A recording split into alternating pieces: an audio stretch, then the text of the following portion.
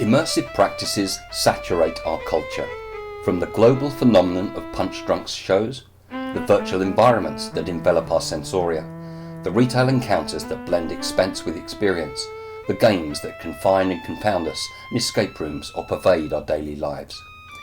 There's no shortage of references to water in these forms, acknowledging the term's derivation from the act of plunging into liquid. And though as vital to us as the air we breathe, we do not readily envelop ourselves in the aqueous, maintaining instead a respectful distance, just as we sit at a remove from much theatre, evaluating and assessing. From the visions of Artaud, the futurist banquets, the spaces of environmental theatre and installation art, the freedoms of happenings and other antecedents, we begin by considering an aesthetics of immersive theatre alongside a range of recent examples.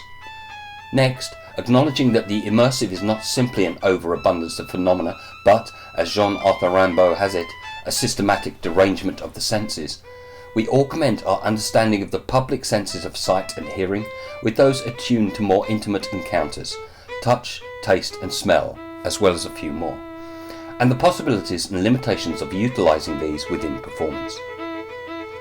As the potential to error-check what we are encountering against a stable reality is often denied in immersive practices, suspended, we cannot know where we stand.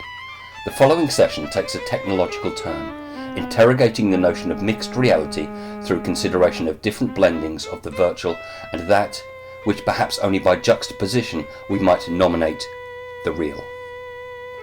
There then follows a moment of reflection, a stepping back, in which the politics of extending or accepting an invitation to forego critical distance is explored.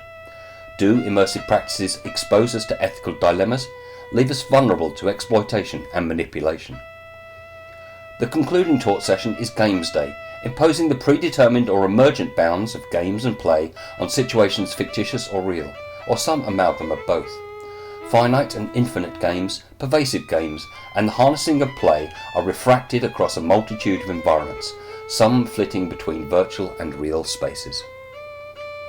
Running parallel with the taught sessions are workshops that explore the themes and introduce students to practices and digital tools that they might use in realisation of the first assessment, worth 50% of the mark. Following submission of a proposal and the ensuing feedback, you will develop and subsequently present a work that is informed by the immersive practices and ideas explored on the module. This breadth of forms, theatre work, installation, sound piece, virtual environment, site-responsive work, is such that responses might well range from solo works through to larger groups, that the scope of the work would be expected to scale with the size of the group. The extended period of development is such that you are encouraged to make ambitious use of the resources at your disposal and to set the terms of the presentation. The studios are provided as a resource, but should not necessarily predetermine the nature or location of your presentation. The final assessment, again worth 50%, comprises a critical review of 2,500 words that includes a brief account of the work, your notion of immersive and how this is expressed in the presentation, your role in the realisation of presentation, and the ways by which it might be further developed.